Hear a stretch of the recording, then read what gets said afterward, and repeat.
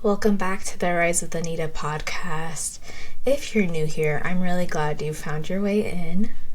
And I just want to say you are absolutely in the right place. And if you've been walking in this season with me, thank you for being here. I love you guys so much, more than you could even imagine. Before we dive into today's episode, I'm going to invite you to take a breath with me. Inhale gently through the nose and exhale slowly through your mouth. If you're driving, walking, or sitting somewhere right now, allow your shoulders to drop and soften. Let your jaw unclench. Let your body know you're not behind and you're not in trouble. Today's episode is for those moments when you feel yourself starting to shut down. That moment when your chest tightens and your thoughts disappear, or in some cases race, or your voice suddenly feels far away. If that's ever happened to you, I want you to hear this first. There's nothing wrong with you, and nothing has gone wrong. You see, that moment when your body starts to take over isn't failure. It is information, though. Your nervous system is doing what it's learned to do to keep you safe. And so often when this happens, we try to push. Just get through it. We tell ourselves, just say what we need to say. Don't be dramatic. Get it together. But pushing doesn't create safety. It creates the actual collapse. So today, instead of fixing or forcing, I want to show you how to stay with yourself when shutdown shows up. Because the goal isn't to keep speaking, the goal is to stay connected with yourself. And transparently, I've been through this not too long ago. So I'm going to let you guys know what helped me get out of the shutdown mode. But before we get into actual tactics, I want to have you guys really feel into the reframe. You don't lose your power when you pause. You lose it when you abandon yourself.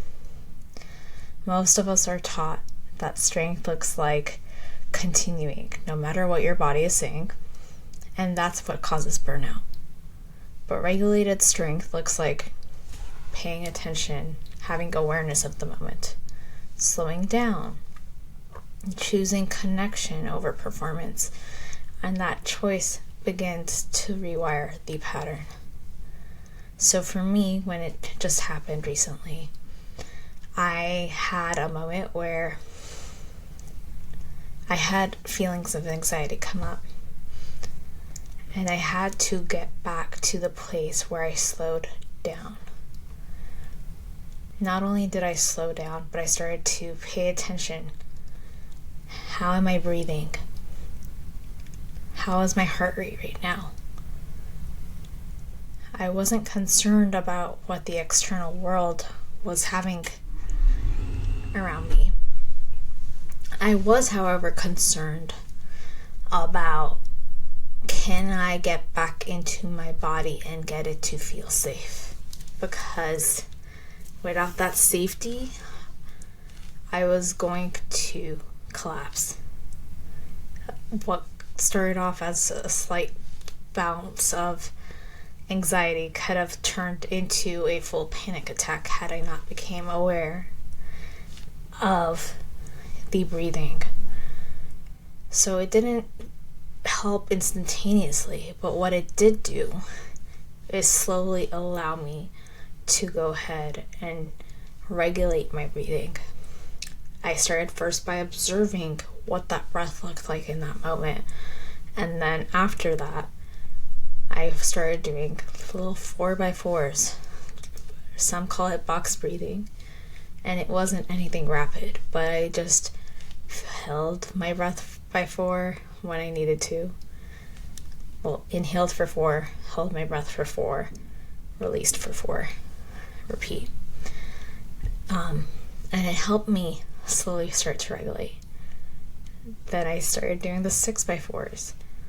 And I remembered, okay, can I just focus on my breath in this moment?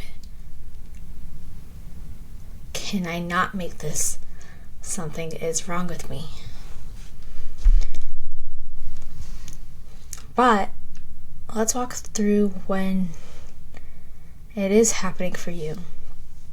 You don't just need to be in a shutdown right now, but you do need to let your body listen. So, firstly, pause without the apology. You don't need to explain your pause. You don't need to justify it.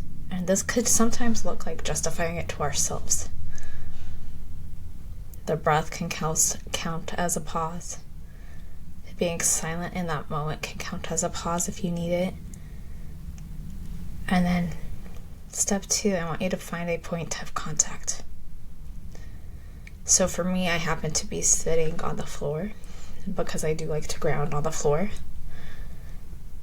But if not, if you're in a chair, place your feet on the ground. Take the moment to notice the chair under your body. Allow yourself to stop. Gently press your tongue against the roof of your mouth.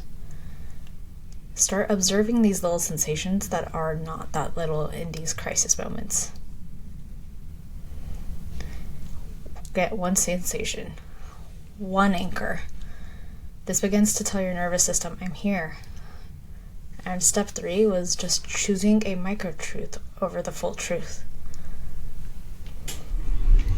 Interestingly enough, I found that in my case, when you are having a shutdown, there's something you're not saying.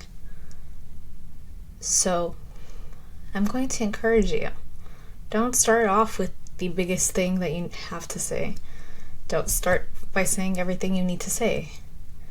And do not explain your entire experience.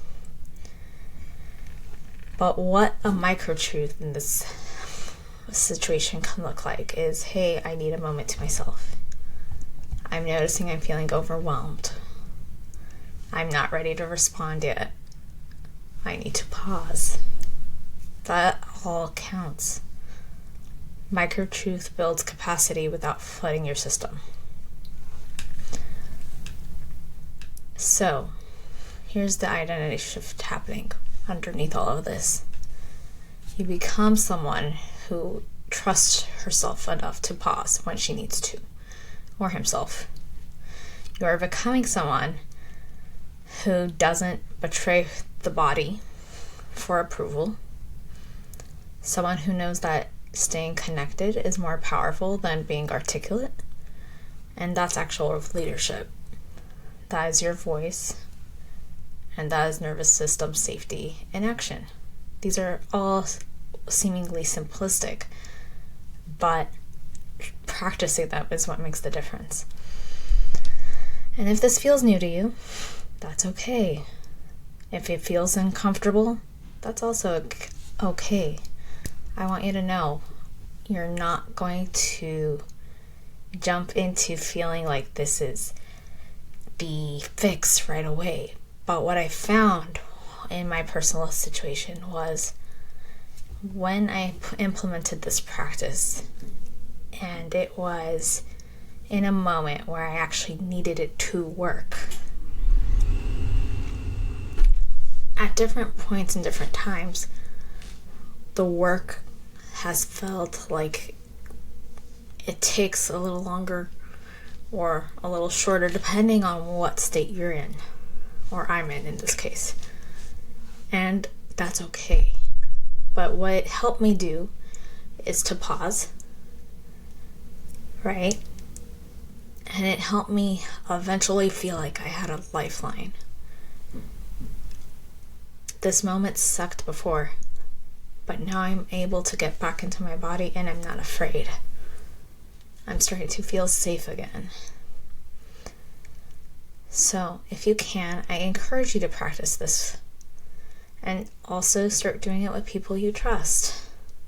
You can say, hey, I'm working on staying present through discomfort while I speak. May I practice with you? In last week's episode, I talked about speaking your truth. And anytime you're learning to start to speak your truth, I highly recommend, even if you are comfortable saying what you need to say, we all have moments where we're afraid to speak up. It's a good thing to practice with someone who feels safe to do so. Co-regulation is powerful, but you don't need the other person. You can do it simply with the mirror if you have to. Or these days, use a phone. Talk in the camera. It might look a little odd talking to yourself, but at least you can feel what it feels like to actually say what you need to say. And if you're like me, maybe you check your facial expressions. So before you go, I want you to go ahead and take one more breath with me. Inhale and exhale. And if this episode supported you, I invite you to share it with a woman who needs permission to slow down instead of continue to push. And if you feel called, leave a review. It helps this work reach more women who are ready for it, not just algorithms, because these are the conversations that matter. So thank you for being here, and thank you for the honoring of your body as we continue to level up. I'll see you in the next episode. Until then, take care of yourself.